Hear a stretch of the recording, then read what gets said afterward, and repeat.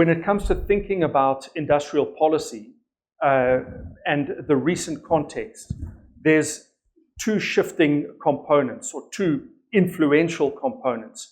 Globally, the shift seems to have reversed from globalization to localization, and that in recent times there is an endeavor that talks about onshoring and reindustrialization, which is a reversal of perhaps a 20 or 30-year trend. And the second is that if we are to take guidance from that trend, whether it's right or wrong, perhaps we'll debate that, but if we take guidance from that trend, any version of South African reindustrialization happens against a backdrop. I'm not sure what's going on at your homes, but yesterday I was it felt like stage 10. The energy and the transport challenges, deficits, decomposition makes any version of reindustrialization hard to contemplate. I think that's my sort of opening thought in talking to our panelists. But we're not short of ideas. Infant industry proposals, Albert Hirschman's big push theory, ideas about linkages, spillovers that will come from big push industrialization, Kanami Akamatsu's flying geese model, who says we can learn from others and industrialize quickly in neighborhood clustering. So there's no shortage of ideas. I want to start with you, Elsie. I said the questions are random. They're not. I planned this. I want to start with you.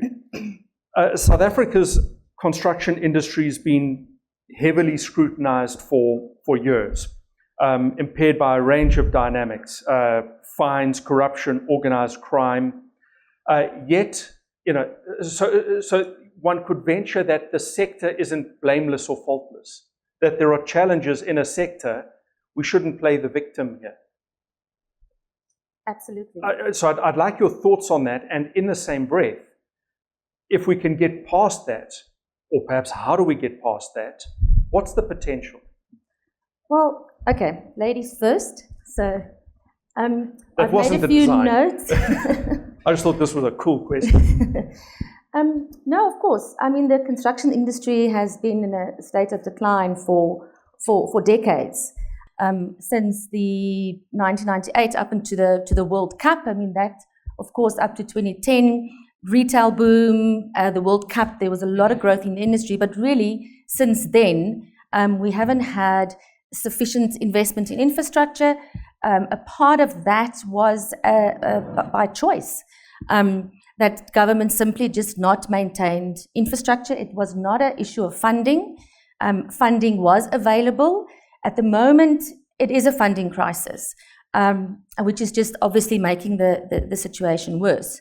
So if you have to look at what is necessary, and I had to think about this because there's so much wrong at the moment in terms of our infrastructure spend and the issues that are around it. And there's the big obvious things that we all know of. But I thought about how do we unlock perhaps some of the infrastructure spending that is really available. It's there, the funding is allocated, but it's just simply not being spent. What's in the way? Well, I'm gonna bring it down to, I want to talk about the local government spending. It's a big part of budget. A lot of money goes through local government. Throwing money at a problem is also not the solution. Unless you have capacity, you have the know-how, you have the planning, you have the skills.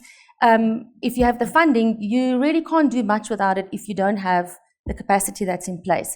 And that's a big mistake, I think, that was made years ago, where money was pushed through local government without having the sufficient capacity to do that. But capacity, you can't just rebuild out the blocks. You can't rebuild, and that's why engineering skills is so important. It is as simple as local government is not planning sufficiently to spend the money. So that's why we have underspending. Over the last 6 years, they failed to spend on average 75% of their budget. That equates to 60 billion rand that hasn't been spent. It's a whole year's allocation for the simple reason that they are lacking the proper engineering skills. They have technologists and technicians, which are important, don't get me wrong, but there isn't enough mentorship and engineering skills. And CCSA, as the consulting engineering industry body, has almost begged government for them to help local government to unlock planning and to unlock execution. Without that, underspending is going to continue. In 2023, we've spent 72% of local government budget.